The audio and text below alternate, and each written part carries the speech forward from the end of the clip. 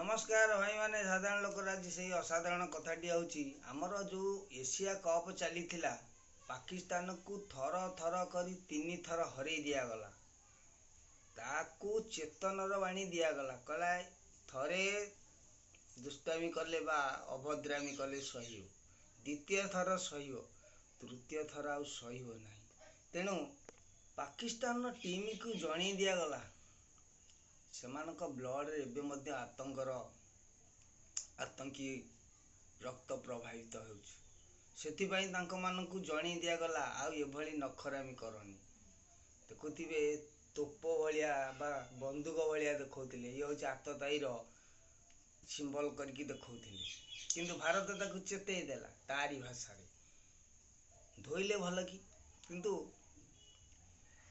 Asia cup विजय लाभ करिला मध्य भी एशिया कप को ग्रहण कलानी कारण कौन ना तांकर जो मंत्री आसीथिले देबा पाई नगवी जो नकवी आसीथिले तांकर मंत्री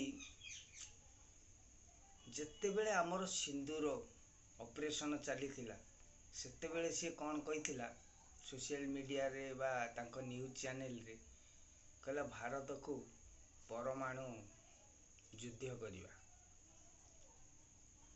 अरे भाई भारत पाखरे एते परमाणु अच्छी वर्तमान तो आमर नवरात्र माँ दशहरा देवी दुर्गा पूजा चली माँ दुर्गांकर एठी तो जी आम फुटे पार्छु बाण फुटाऊँ पाखक शुभुव किंतु भारत पाखे जी आटम परमाणु अच्छी यदि तांकर पाकिस्तान रे घरे घरे घरे घरे घरे घरे कि जड़े जड़े करके दिया जाए ना तांकर सेठी दीपावली हो जीवो तेणु तेणु से बेईमान पाखरु याकू ग्रहण करना आम भारतीय ये भी गोटे जवान ये भी देश पाइंका युद्ध कर नाम टेक रखुंट देशर आउ सारा विश्वर आर्थिक रे भी यार भी प्रभाव रही प्रत्यक्ष रे भी परोक्ष भी एथिपाई गोटे वीडियो पोस्ट करते कहले कंडुक खेलु लीला चहटिब शुण रे बारंग तुही जम्बूदीप परे सनातन धर्म स्थापन होइब जाई कंडुक खेल माने ये पेंडु खेल लीलाटा चहटिए बोली महापुरुष माने लिखि तेणु आपण माने चेतन रे देखंतु आपण निजे निजर जदि निज कर्तव्य निज कर्म करछंती तुमको जदि तुमरो पारिश्रमिकटा दिया जाउची तुम फट किना धरि के पॉकेट रे पुरै दो किंतु एठी आम भारतर एई खेल सिपाही माने जाई कि सेठी खेल रे जितुजती हेले ग्रहण करना किंतु सारा विश्व ब्रह्मांड को सीए जणे देले भली दान ये नहीं आसिले कौन मूल्य प्रकाशित करदेले सारा विश्व ब्रह्मांड रे से प्रकाशित है शून्य रे कप कर एक्शन करी चेतई देले कहले तमें हौच बेईमान शिखी रख मनीष धर्म कौन मानवर धर्म कौन आ सनातनर सनातनी धर्म कौन ताकू धारण कर एइथिपाई आम प्रधानमंत्री पूरा कहले कहले क्षीर सांगे पछे नीर रही पारिबो किंतु रक्त सांगे रे पानी रही पारिबो नाही संपर्क रहिबो नाही बोली आज आम से जो रक्तपात होइथला पहले ग्राम रे पहले ग्राम माने आम भारत को प्रवेश करने प्रथम होची से ग्रामटी होची पहला ग्राम बा प्रथम ग्राम रे जो आतंक नर संहार करथिले तारी बदला भारतवासी को सूर्य सूर्य कैप्टेन जे अछंती से भेटी देथिले सेना को भेटी देथिले राज्य को भेटी देथिले आउ जो नर संहार होइथिला जो भाई भौणी माने शहीद होइथिले तांको मानकू एई शेयर उत्सर्ग भी भेटी देथिले किंतु जे शैतानर पिला ସେ ଶୈତାନି ତାର କେବେ ହିଁ ଛାଡ଼ିବନି। ଆରେ ଭାଇ, ଓଲୁଅରେ ଯାହା ପକାଅ ସେ ଗଲୁ କରିବାଟା ସାରା। ତେଣୁ ସେଇଭଳି ସିଏ ସୁଧରି ପାରିବେ ନାହିଁ। ତାଙ୍କୁ କ'ଣ କଲେ ନା ତାଙ୍କରି ଭାଷାରେ ତାଙ୍କୁ ବୁଝେଇ ଦିଆଗଲା। ନକବ ଯୋଉ ତାଙ୍କର ଆସିଥିଲେ ମନ୍ତ୍ରୀ, ସେ ଭାବିଲେ କ'ଣ ନା ଭାରତକୁ ଆମେ ଗିଫ୍ଟ ଦେବୁ, ଆଉ ବିଶ୍ୱ ଦରବାରରେ ଆମେ ଗୋଟେ ବାର୍ତ୍ତା ରଖିବୁ। କିରେ, ସୁଟ ବୁଟ ପିନ୍ଧିକି, ତମେ ଲୁଙ୍ଗି ପିନ୍ଧିକି ବୁଲିବା ଲୋକ, ତମେ ସୁଟ ବୁଟ ପିନ୍ଧିକି ଆସିଛ। ତମଠାରୁ ଏଇ ବେଇମାନେ ଆତଙ୍କବାଦୀଙ୍କ ଠାରୁ ଭାରତ ଏତେ ବଡ଼ ମହାନ, ଯେ ବିଶ୍ୱ ଦରବାରର ସର୍ବଶ୍ରେଷ୍ଠରେ ଅଛି, ଯେ ବିଶ୍ୱଗୁରୁ, ସେ ତମର ହାତ ଟେକା ଗିଫ୍ଟ କପକୁ ଗ୍ରହଣ କରିବ। ଆରେ ତୋରି ଦେଶର ଖେଳାଳିମାନେ, ସେଇ ପାକିସ୍ତାନର ଖେଳାଳିମାନେ ବି ତାଙ୍କର ଯୋଉ ରନର୍ସର ଯୋଉ ପ୍ୟାକେଜଟି ଦେଇଥିଲେ, ତାକୁ ଧରିଲେ, ସେ କାର୍ଡଟାକୁ ସାଙ୍ଗେ ସାଙ୍ଗେ ଫିକି ଦେଇକି ଆଇଲେ। ମାନେ ଏତେ ଅସମ୍ମାନୀ ସେମାନେ। ତେଣୁ ଆମ ଭାରତୀୟ ଯୋଉ ଯାଇଥିଲେ ଖେଳାଳି ସେନାମାନେ ମଜା ନେଲେ, ସାରା ବିଶ୍ୱକୁ ମଜା ଦେଲେ। କୋଉଠି ପୁଣି ବିଦେଶ ମାଟିରେ ମୋବାଇଲ ଧରିକି ଖେଣ୍ଟେ ଖେଣ୍ଟେ କଲେ, ସେଲଫି ନେଲେ, ଗପ ସପ କଲେ, ଯେମିତିକି ସତିକା ପାର୍କରେ ବସିକି ପ୍ରେମୀ ଯୁଗଳ କଥା ହଉଛନ୍ତି କି।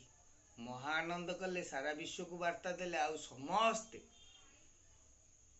ଆମର ଯୋଉ ଗ୍ୟାଲେରୀରେ ବସିକି ସବୁ ଏନ୍ଜୟ କରିଥାନ୍ତି। ଆଡେ ଆଲାଉନ୍ସ ହଉଛି, ହ୍ୟାଲୋ ହ୍ୟାଲୋ ହ୍ୟାଲୋ, ଭାରତର କ୍ୟାପ୍ଟେନ ମାନଙ୍କୁ ଅନୁରୋଧ, ମାନେ ଭାରତୀୟ ଖେଳାଳି ମାନଙ୍କୁ ଅନୁରୋଧ, ଆଉ କ୍ୟାପ୍ଟେନ ଆସିକି ତୁମର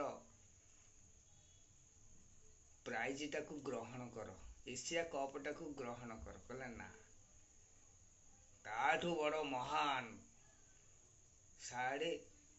140 କୋଟି ଭାରତଙ୍କର ହୃଦୟକୁ ଯିଏ ଧରିକି ଯାଇଥିଲେ ବିଦେଶରେ, ସେଠି ଖେଳୁଛନ୍ତି। ତାଙ୍କ ହୃଦୟ ଏତେ ଛୋଟ ନୁହଁ। 140 କୋଟି ଭାରତୀୟ ଉର୍ଦ୍ଧ୍ୱ, ଆହୁରି ତାଙ୍କ ହୃଦୟ ଭିତରେ ଅଛନ୍ତି। ତାମାନେ ଚିନ୍ତା କର ଭାଇମାନେ, ଯଦି ମା ନିଜେ ଦୁର୍ଗାଙ୍କର 2ଟି ହାତ ଥିଲା, ତାଙ୍କଠି ଯେତିକି ଶକ୍ତି ଥିଲା, ସବୁ ଦେବତା ମାନେ ଯେତେବେଳେ ତାଙ୍କୁ ଅସ୍ତ୍ର ଦେଇଦେଲେ ନା, ମା ପୁରା ଶକ୍ତିଶାଳୀ 10 ଭୁଜା ହେଇଗଲା। ମାନେ 10ଟା ଭୁଜର ବଳ ତାଙ୍କଠି ପ୍ରବେଶ ହେଇଛି, ଏତେ ବଳ ହେଲା। ସେଇଭଳି ଏଇ 10 ଭୁଜା, ଏଇ ଦଶହରା ଉପଲକ୍ଷେ, ଏଇ ନବରାତ୍ର ଚାଲୁଥିବା ସମୟରେ, ଏଇ ଦେବୀ ଶକ୍ତି ରୂପକ 140 କୋଟି ଭାରତଙ୍କର ପାୱାର ତାଙ୍କ ହୃଦୟରେ ଥିଲା।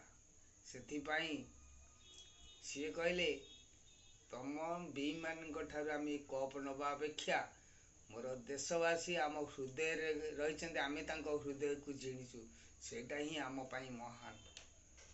ତେଣୁ ଫାଇନାଲର ଯୋଉ ଏସିଆ କପ୍ଟି ହେଲା, ସେଇ ୱିନର ସେୟାରଟି ସେ ସାରିଡେ 140 କୋଟି ଭାରତୀୟ ସହ ତାର ମାତୃଭୂମିର ଯେତିକି ଅଛନ୍ତି ଆମର ସେନାଠୁ ଧରିକି ସମସ୍ତଙ୍କ ହୃଦୟ ଭିତରେ ସେମାନେ ଭରିଦେଲେ ଆନନ୍ଦର କଥା, ମାନେ ବିଜୟର ବାର୍ତ୍ତା। ତେଣୁ ତାଠାରୁ ଆଉ ବଡ଼ ଆଉ କ'ଣ ଅଛି? ସେଥିପାଇଁ ସାଧାରଣ ଲୋକ ଅନେକ ଭିଡ଼ିଓରେ କହିଥିଲା, ସୂର୍ଯ୍ୟ ଉଇଁଲେ ଦୁବାଇରେ, ଭାରତର ସୂର୍ଯ୍ୟ ଉଦୟ ହେଲେ ଦୁବାଇରେ। ସେ ସାରା ବିଶ୍ୱକୁ ବ୍ରହ୍ମାଣ୍ଡର ସୂର୍ଯ୍ୟଙ୍କ ଭଳି ଆଲୋକୀକରଣ କରିକି ଦେଖାଇଦେଲେ, ଉଜ୍ଜ୍ୱଳିତର ବାର୍ତ୍ତା ଦେଲେ। ଦେଖ, ଆରେ ଯୁଦ୍ଧ କ୍ଷେତ୍ରରେ ସିଏ ଯୋଉ ଭଳି ବେଇମାନେ କୂଟନୀତିଠୁ ଧରି ଆତଙ୍କବାଦୀ ସୃଷ୍ଟି କରୁଥିବା ଦେଶ, ଆଜି ଖେଳରେ ବି ମଧ୍ୟ ସେ ଆତଙ୍କ କରିଛି ସାରା ବିଶ୍ୱ। ଦେଖରେ ଏଇ ବେଇମାନ ଆତଙ୍କବାଦୀଙ୍କୁ।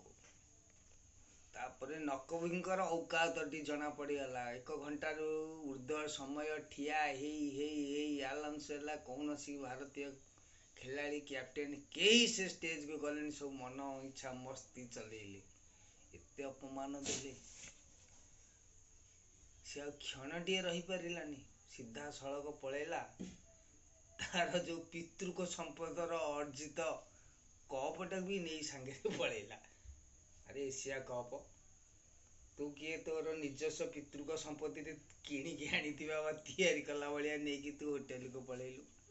ହଉ ଯା, ଆମର ତାକୁ ନେଇକି ଆମେ ଗର୍ବ କରୁନୁ, ଆମର ବିଜୟ ହିଁ ଆମର ଗର୍ବ।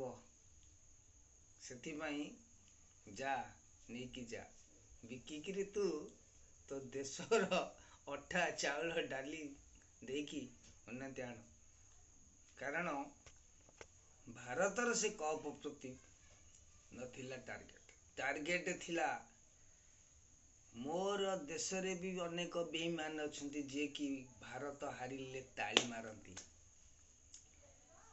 ସେଥିପାଇଁ ସେମାନେ ବିରୋଧ କରିଥିଲେ, କହିଲେ ଯୋଉଠି କହୁଛନ୍ତି ରକ୍ତ ଆଉ ପାଣି ଏକାଠି ରହିବନି ସେଠି କିମ୍ବା ଏକତ୍ର ହେବେନି ସେଠି ଖେଳିବା ଆମର ଅନୁଚିତ। ନାଇଁ ଭାଇ, ତାଙ୍କୁ ସେଇଠି ସେଇ ଯୁଦ୍ଧ ବା ଯେକୌଣସି କ୍ଷେତ୍ରରେ ବା ବଚନରେ ବା ଯୁଦ୍ଧରେ ବା ଖେଳରେ ତାଙ୍କୁ ତାଙ୍କରି ଭାଷାରେ ତାଙ୍କୁ ବୁଝେଇ ଦେବା ହେଉଛି ବୀରତ୍ୱର କାହାଣୀ। ତେଣୁ ପଛ ଘୁଞ୍ଚା ନାହିଁ ବୀରର ଜାତକେ, ନମରେ କେବେ ସେ ପରାଣ ଆତଙ୍କେ। ସେଇଭଳି ଆମର ଯେଉଁ କବି ସବୁ ଲେଖିଛନ୍ତି। ତେଣୁ ଯୁଦ୍ଧ କରିକି ବୀରତ୍ୱକୁ ଆହରଣ କରିବା, ନଚେତ ଶହୀଦ ହେବା। ପ୍ରାଣ ପାଇଁ ଚିନ୍ତା କରିନଥିଲେ। ଯେଉଁମାନେ ଦେଶଦ୍ରୋହୀ ଅଛନ୍ତି ସେମାନେ ଭାରତ ହାରିବା ପାଇଁକା ଉତ୍ସାହିତ ହେଉଥାନ୍ତି, ଦେଖୁଥିବେ। ତେଣୁ ଯେଉଁଠି 140 କୋଟି ଲୋକଙ୍କର ଆଶା ଆଉ ଭରସାକୁ ସାଙ୍ଗରେ ସିଏ ନେଇକି ଯାଇଛନ୍ତି, ସେଠି ଏଇ ବେଇମାନ ମାନଙ୍କର ବି କାମ କରିଲାନି। ବେଇମାନ ମାନେ ବି ମୁଖ ତଳମୁଖା ହେଇଗଲେ, ଦେଖୁଥିବେ। ତେଣୁ ଯୁଦ୍ଧ କରିକି ମାରିବା ନହେଲେ ମରିବା, ପଛ ଘୁଞ୍ଚା ଦେବାର ନାହିଁ। ତେଣୁ ସେଥିପାଇଁ ଆମର ସେନା ଯାଇଥିଲେ ଯୁଦ୍ଧ କରିବାକୁ। ତେଣୁ ଯୁଦ୍ଧ ହିଁ ଜୀବନର ଆଉ ଏକ ପଥ। ଯଦି ଜୀବନ ଭିତରେ ଯୁଦ୍ଧ ନାହିଁ ନା, ତାହେଲେ ଏ ସଂସାରଟି ସୁଖମୟ ବି ପାଇପାରିବନି, କି ସଂସାରଟା ବିଶୃଙ୍ଖଳିତ ହେଇଯିବ। ସେଥିପାଇଁ ବର୍ତ୍ତମାନ ଯେଉଁ ଆମର ଦଶହରା ପୂଜା ହେଉଛି, ଦେଖିବେ ମାଙ୍କର ଯେଉଁଠି ପୂଜା ହେଉଛି ସେଠି ମା କ'ଣ କରୁଛନ୍ତି, ତ୍ରିଶୂଳ ସହ ମହିଷାସୁରକୁ ଗେଞ୍ଜି ଦେଇଛନ୍ତି। ଏଇଠି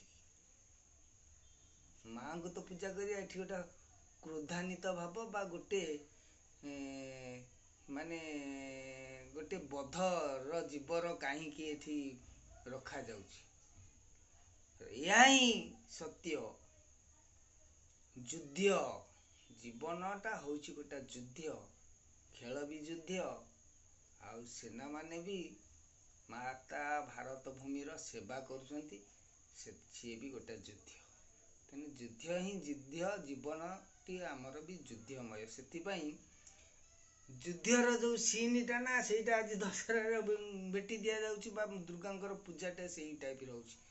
କହିଲେ ଦେଖ, ସତ୍ୟ ସଦାବେଳେ ଜୟ ହୁଏ, ଆଉ ଅସତ୍ୟ ସଦାବେଳେ ବଧ ହୁଏ। ଏଥିପାଇଁ ଅସତ୍ୟରେ ସେମାନେ ଥିଲେ, ନାଶ ଗଲେ। କପଟା ଆମ ପାଇଁ ବେଶୀ ବଡ଼ ନୁହଁ, ଆମେ ମହାନତା ହିଁ ଆମର ବଡ଼। ଅନେକ ସୋସିଆଲ ମିଡ଼ିଆରେ ଭାଇମାନେ କହୁଛନ୍ତି ନା, ଆମ ଭାରତ ଏସିଆ କପ୍ଟି ନ ଆଣିଛି ଭଲ, ନା ଆଣିଥିଲେ ହେଇଥାନ୍ତା ଭଲ। ଆରେ ଭାଇ, ସେ ବେଇମାନଙ୍କ ଠାରୁ ସେ ଜିନିଷଟି ଆଣିବାଟା ଭଲ କ'ଣ? ପ୍ରାଇଜ୍ଟି ଯଦି ସମସ୍ତଙ୍କ ହୃଦୟ ଭିତରେ ରହିଗଲା ପଥର ଖୋଦନ ଭଳିଆ, ଆଉ ଲିଖିତ ହବା କ'ଣ ଦରକାର? କହିଲା କାଗଜରେ ଯଦି ଲେଖିଦେବା ଯେଉଁ ଗୀତଟି ଥାଏ ନା, ସେ ଚିରିଯିବ। ଯଦି ପଥରରେ ଖୋଳିକି ଲେଖିଦେବା, ହୁଏତ ସେ ଘଷି ଘଷିକି ଲିଭି ଯାଇପାରେ ବା ଘୁରି ହେଇକି ଭାଙ୍ଗି ଯାଇପାରେ। ଏଠି ଯଦି ଲେଖା ହେଇଗଲା ନା, ଅମର ଗାଥା ହେଇଯାଏ। ସାଧାରଣ ଲୋକର ଅସାଧାରଣ କଥା। ଭାଇମାନେ, ରଖୁଛି, ଲମ୍ବା ଭିଡ଼ିଓ ହେଇଗଲା। ଦେଖିବେ, ସେୟାର ଲାଇକ୍ କରିବେ। ଆଉ ଏଇଟା ତ ବର୍ତ୍ତମାନ ଚାଲିଛି ଆମର ପାକିସ୍ତାନ ଆଉ ଇଣ୍ଡିଆର ପେଜ୍ ଖେଳୁ ଖାଲି ସେ ତାଙ୍କୁ ଭଲ କି କାଚୁଛନ୍ତି, ଧଉଛନ୍ତି। ଭାଇ, ଏଭଳି ଯେ ସିଏ ଯେତେବେଳେ ଏମିତି କରିଛନ୍ତି ଆମର ଏମିତି କରିକି ଢୋ କରିଛନ୍ତି ମାନେ ଯେଉଁ ଭଳିଆ ହେଉଛି ଦେଖ। ଆଉ ନକବି ଯେଉଁ କଥାଟି କହିଲେ ସିଏ ତାଙ୍କଠୁ ଆଣିଲେନି କାହିଁକି ନା ସିଏ ପୁରା ଆତଙ୍କ ସୃଷ୍ଟି କରେଇଥିଲେ। କହିଲେ ଭାରତ ସାଙ୍ଗରେ ଆମର ପରମାଣୁ ଯୁଦ୍ଧ ହେବା ଦରକାର। ଭାରତ ପାଖରେ ଏତେ ପରମାଣୁ ଅଛି, ପରକୁ ଛାଡ଼ି ଦିଅ, ମାଣୁକୁ ଛାଡ଼ି ଦିଅ, ଖାଲି ଅଣୁଟା ଯଦି ଘରେ ଘରେ ଘରେ ଘରେ ଦିଆଯିବ ନା, ପାକିସ୍ତାନରେ ଦୀପାବଳି ହେଇଯିବ। ଏଇଟା ଧ୍ରୁବ ସତ୍ୟ।